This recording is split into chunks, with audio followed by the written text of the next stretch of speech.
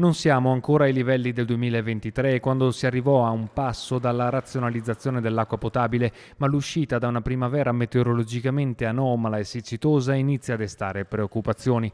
Rispetto alla media trentennale del 1991-2020, sul territorio del Veneto le precipitazioni sono calate del 35%, quinto anno più siccitoso di sempre, con una quantità di neve fresca a 2000 metri pari al meno 45% e una risorsa idrica che ne deriva già esaurita alla fine di maggio.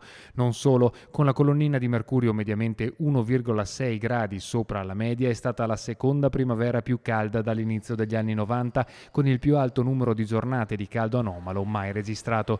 Inevitabili le conseguenze alle sorgenti degli acquedotti che rilevano una portata già dimezzata, da qui lo stato di preallarme siccità diramato dal Consiglio di Bacino delle Dolomiti Bellunesi. Abbiamo diviso per fasce i momenti di criticità, noi siamo in bianco, stiamo arrivando pian piano però alla zona gialla e lì usciranno probabilmente le ordinanze con delle indicazioni su quello che si può fare e no.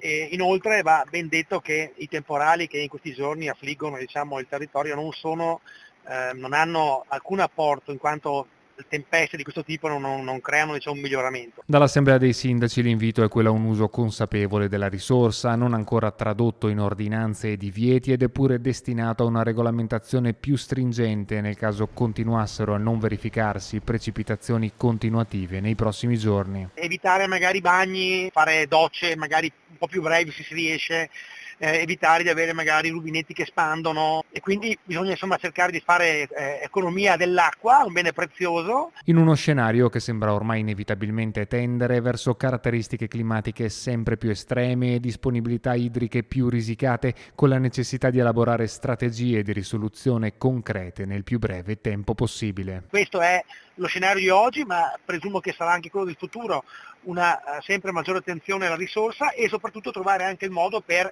accumularne, perché noi oggi ne abbiamo tanta magari che se ne va, no? Perché la perdiamo nei fiumi, nelle fontane e quant'altro, invece dovremmo anche cominciare a pensare ma dove la mettiamo nel caso in cui non ne arrivi più tanta, no?